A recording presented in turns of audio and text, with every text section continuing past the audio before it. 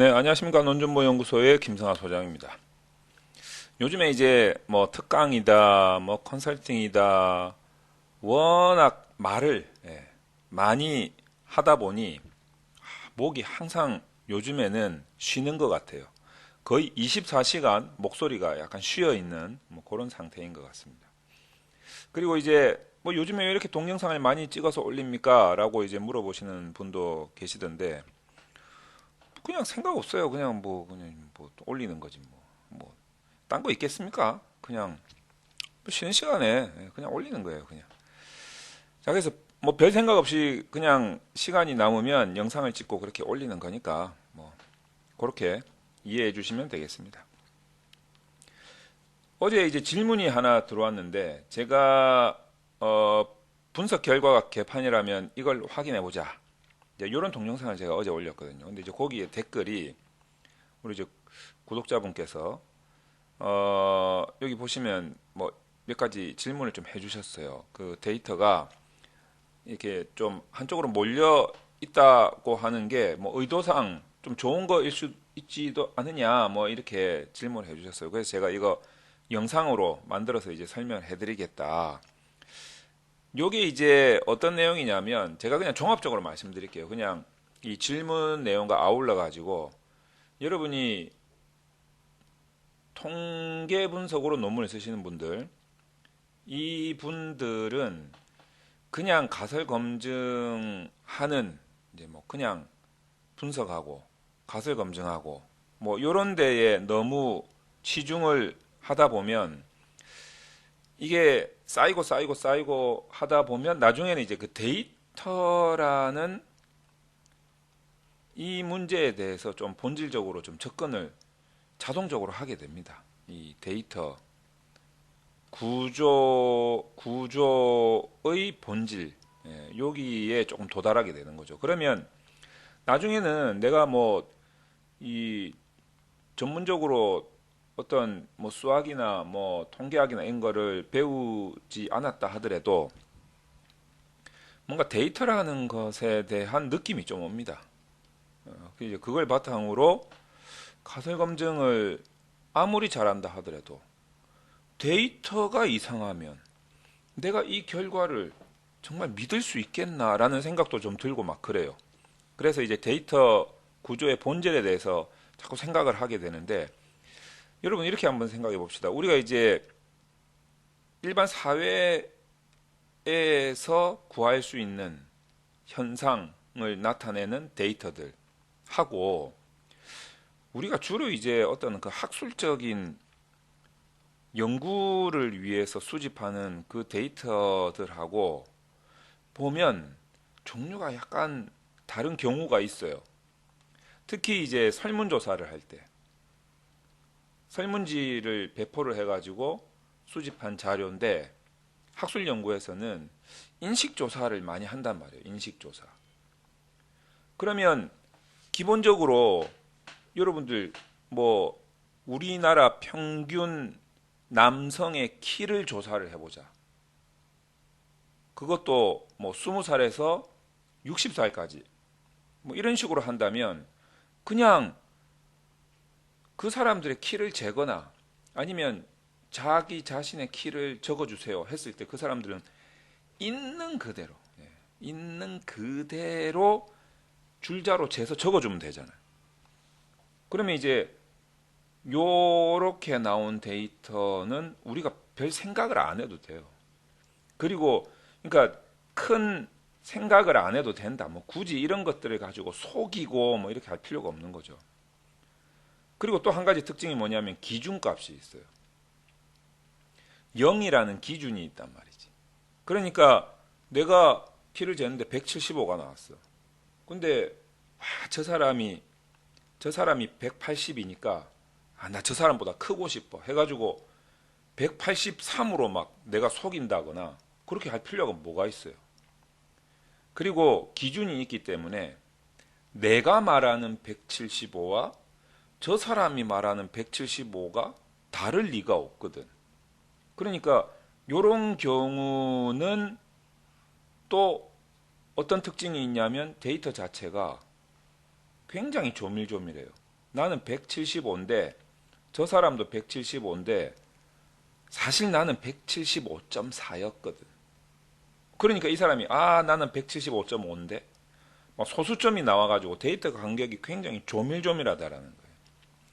이제 요런 데이터가 있고 그 다음에 설문지를 가지고 사람들의 인식을 조사를 하는 데이터들이 있어요. 근데 학술적 연구에는 이제 이런 게 조금 더 많다라는 거지.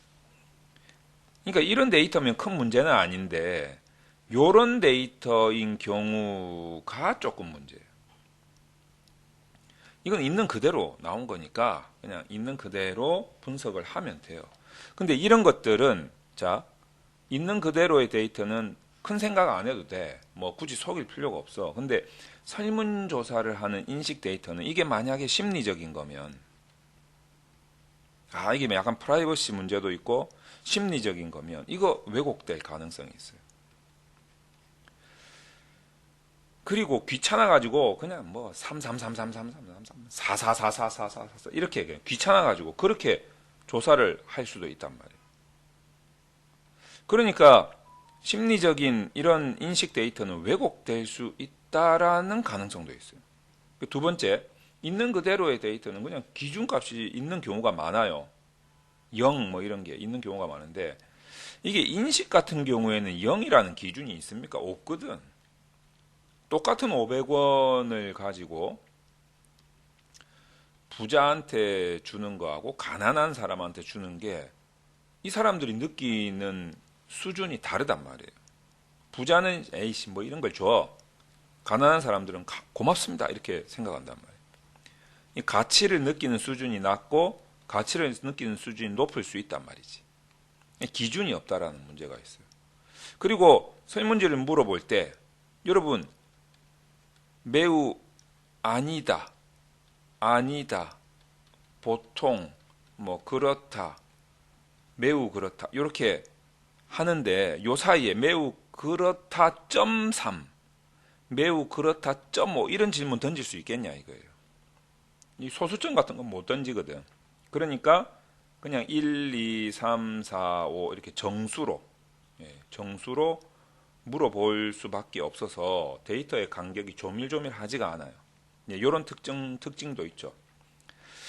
그리고 이제 이 부자가 느끼는 가치의 수준과 가난한 사람이 느끼는 가치의 수준은 기준이 없어서 다르겠지만 이 간격은 부자나 가난한 사람이나 같을 거다라는 것에서 나온 게 등간이죠.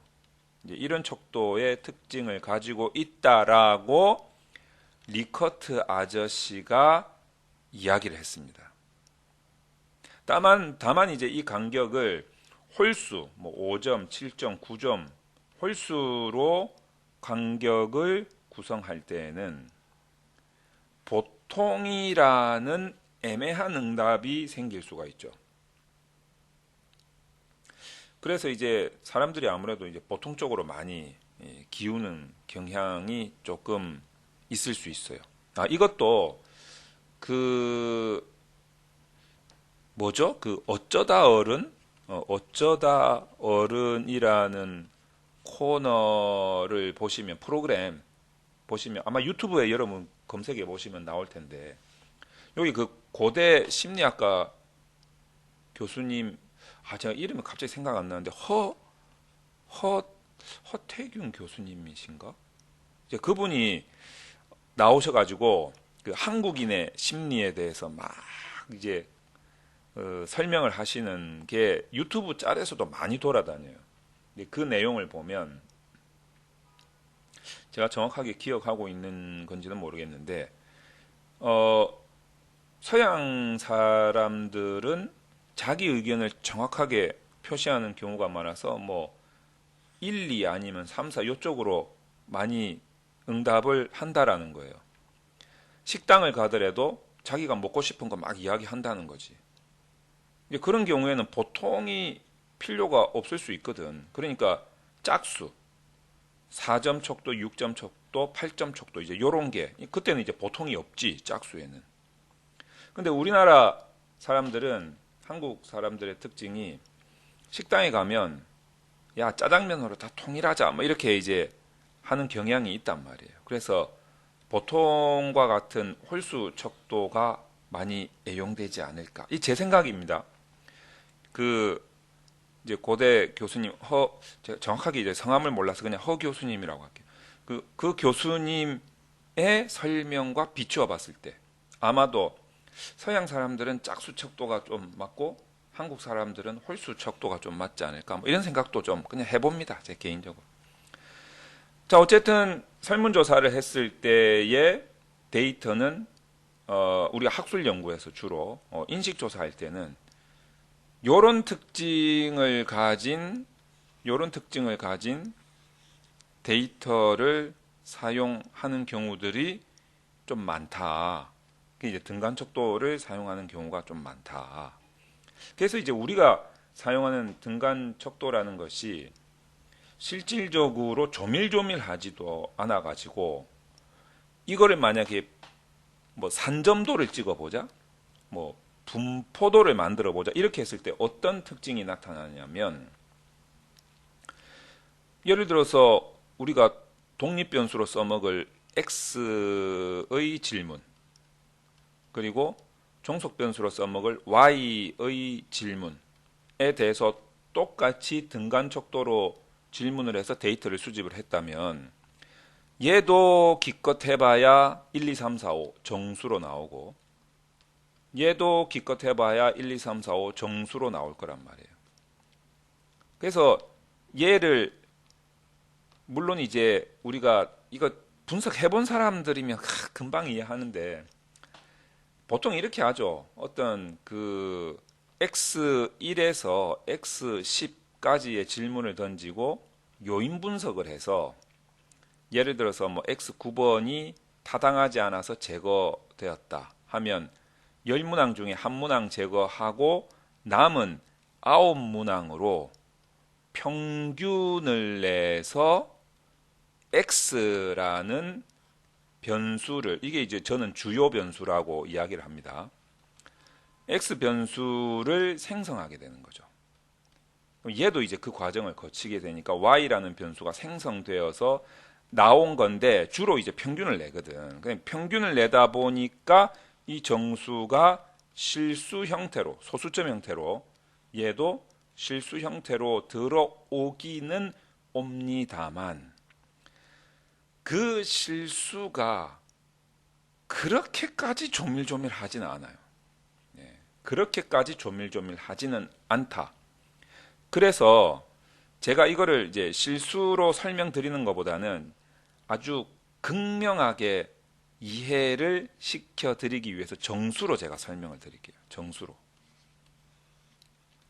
그러니까 우리가 이때 말하는 정수나 변수 계산이, 요걸 이제 우리가 변수 계산이라고 하는데, 변수 계산이 되어서 나온 실수나 그 조밀조밀한 상태가 엄청난 차이가 나지는 않는다라는 거예요. 그래서 이제 어떤 극단적인 이해를 위해서 정수 두 가지를 가지고 설명을 드리겠다라는 거죠.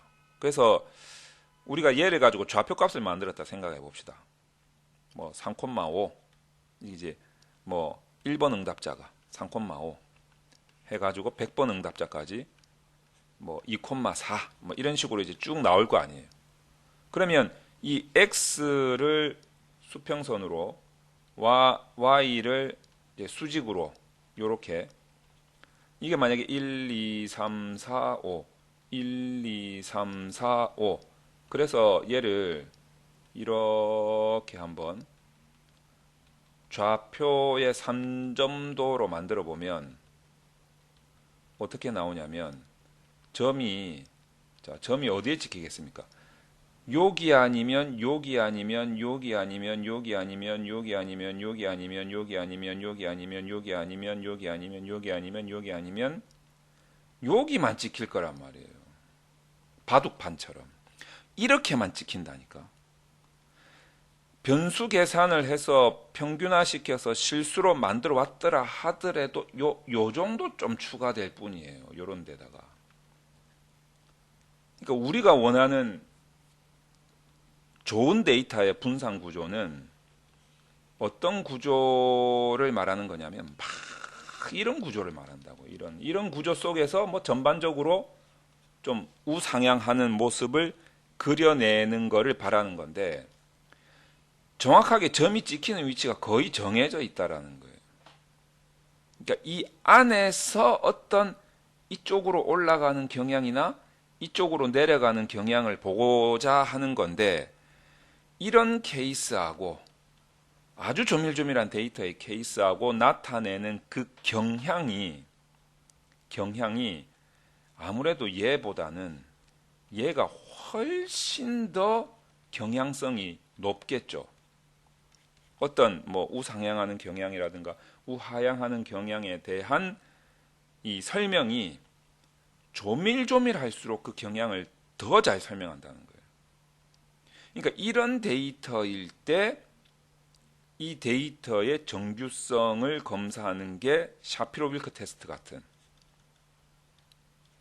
이런 게 어울리는 거지, 이런 테스트가 이런 데이터에는 잘 안 어울린다는 거예요. 그러니까 이런 테스트가 이런 데이터를 보고 이게 뭔 정규성이지 뭐 이렇게 본다는 거지.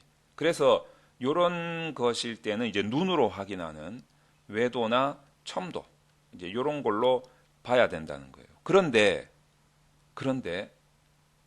이 제가 질문을 던지신 분에 대한 답변을 좀 드리고자 하는 것은 어떤 거냐면 이런 거예요. 만약에 x가 있고 y가 있습니다. 여기가 0이고 1, 2, 3, 4, 5 1, 2, 3, 4, 5 데이터가 만약에 x도 그렇고 y도 그렇고 전부 다 3, 4, 5에서 놀고 있다 이거예요. 그러면 거의 뭐 자, 여기를 기점으로 해가지고 여기 아니면 여기 아니면 여기 아니면 여기에서 이루어지는 내용을 가지고 이야기를 하는 거다라는 거예요. 그러니까 여기에서 이 경향을 여기에서 우상향하느냐 여기에서 우하향하느냐 이제 이거 보고 이게 영향을 미친다 안 미친다 이제 이런 거를 판단해야 되는 상황이니까, 물론 이 안에도 경향이 나올 수는 있어요. 근데 좀 웃기지 않냐 이거지. 다 높은 사람들끼리 모아놓고 뭐 거기서 조금 더 높아지면 이해가 높아진다 이런 거 보는 거 아니야. 또는 자, 이게 y고 이게 x예요. 자, x는 3 이상부터 논다 칩시다. 자, 그런데 y는 골고루 나왔어. 1, 2, 3, 4, 5 다 골고루 나왔어. 그러면 여기서 나타나는 데이터 가지고 노는 거죠. 여기서 뭐 이렇게 올라가느냐, 여기서 이렇게 내려가느냐 이거지. 그러니까 너무 한쪽으로 좀 치우쳐 있는 데이터다 보니 물론 요 안에도 경향이 있을 수는 있어요. 근데 너무 한쪽 생각이 아닐까라는 그런 느낌이 든다라는 거지.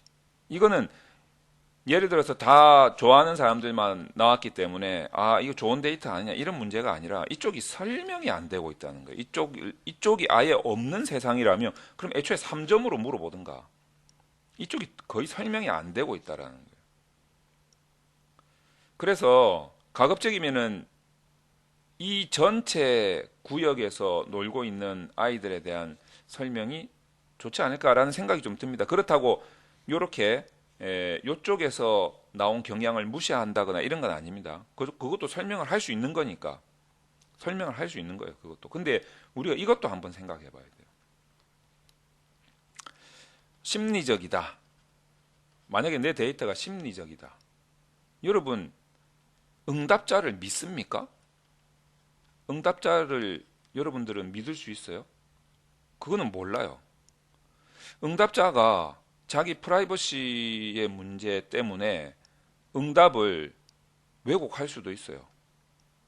그리고 이거를 왜곡한다는 사실을 응답자가 자기도 인지를 못하는 경우도 있어요. 굉장히 심리적일 때. 자, 이런 것들을 방지하기 위해서 이런 심리적인 측정 도구를 개발할 때에는 굉장히 여러 가지 장치를 마련할 수밖에 없어요. 이 응답자가 정신 차리고 응답을 하는 것인지를 가려낼 수 있도록 이런 장치를 도구 개발할 때 개발자가 집어넣는다고.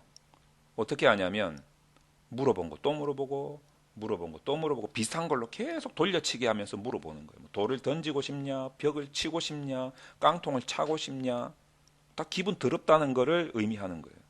그런데 그냥 한마디로 니 지금 기분 더럽니? 라고 물어보면 되는데 이 사람이 나를 뭘로 보는 거야? 해가지고 왜곡시킬 수도 있거든. 아니면 응답하다가 조금 뭐 우리가 이제 그 피험자 난이도 조사라고 하는데 이 피험자가 이 무슨 말이지 이해를 못할 수도 있단 말이에요. 그러니까 말을 쉽게 만드는 게 쉽게. 이제 그런 그게 우리가 문항 반응 이론이라고 하는데 그런 것들을 총동원해서 장치를 집어넣습니다. 이제 그런 장치의 특징이 보면 이제 중복 물어본 거 또 물어보고 이제 쉽게 물어보는 거지. 그렇게 할 수도 있고 또는 영문항이 그때 들어가는 거죠. 정신 차리고 응답하는지 쭉 나가다가 거꾸로 탁 물어보는 거지. 또는 관계된 것들을 물어보다가 갑자기 쓰잘데기 없는 거 이런 거 물어보기도 합니다. 함정이죠, 함정. 이런 것들을 조합을 해가지고 개발을 하죠. 그러면 이 개발된 굉장히 심리적인 이런 도구는 내가 인용을 해서 내 연구 대상에 적용시켜서 내 연구를 할 때 이것들을 하나도 문항을 빼면 안 된다. 예? 이 개발한 사람 의도도 그대로 가야 된다. 이렇게 할 것이냐 이거예요. 중복된 거는 내 연구에서는 또 다른 사람이잖아. 역사적, 사회적, 문화적, 경제적, 정치적 환경이 다르잖아. 개발된 그때하고 지금하고 다르잖아. 그러니까 내 연구 대상에 있어서는 이 중복된 문항들 중에서 뭐 일부는 필요 없을 수도 있어요. 타당성이 낮아가지고 빼버릴 수도 있어요. 그 영문항은 다시 역코딩해서 집어넣어야지. 쓰잘데기 없는 거 이런 거 예를 들어서 내 연구 조사에서도 필요하면 넣겠지만 내 연구 대상은 굉장히 정신 차리고 응답을 잘했는데 그러니까 이게 완전히 이상하게 응답이 나오던데 그럼 이거 빼야지. 타당성이 낮을 거 아니에요. 그러니까 이런 도구는 내 연구에 적용시켜 봤을 때는 이 문항을 반드시 다 가져가야 된다. 이게 아니라니까. 내 연구에 맞는 데이터를 다시 재구성한다는 게 뭐냐면 타당성이 없는 문항을 뺀다라는 거예요. 그 구조를 내가 바꾼다는 게 아니고 타당하지 못한 문항은 뺀다라는 거예요. 타당한 문항만 가져갈 수 있게끔 개발자가 의도적으로 그렇게 만들기 때문에 그렇지 않은 경우는 개발자가 이 문항들을 다 더해가지고 빼기 3을 해가지고 나누기 2를 해서 루트를 붙여가지고 뭐 계산을 하세요 뭐 등등 별도의 공식을 제기하는 경우들이 있어요. 그때는 요인 분석을 할 필요가 없어. 뭐가 이게 중복이 됐네, 쓰잘데기 없네 이런 것들을 가려내는 상황이 아니기 때문에 다 필요한 거지. 그때는 이 공식에 집어넣어야 되기 때문에 요인 분석, 신뢰도 분석 다 할 필요 없어요. 그때는. 그러니까 그런 가지고 우리가 이런 심리적 상황에 해당되는 측정을 한단 말이에요. 그런 심리적 상황에서 잘 한번 생각해 보세요. 제가 주로 드는 예이긴 하지만 우리 연구 주제가 만약에 어머니의 그 뭡니까 아동 폭력이 아동의 행복감에 미치는 영향. 자, 분명히 아동 폭력의 주체는 어머니고 행복감의 주체는 뭐 이 유아라 칩시다. 유아예요. 그러면 아동 폭력은 어머니한테 물어봐야 되고 그 어머니의 유아한테 다시 가서 행복감을 물어봐야 돼요.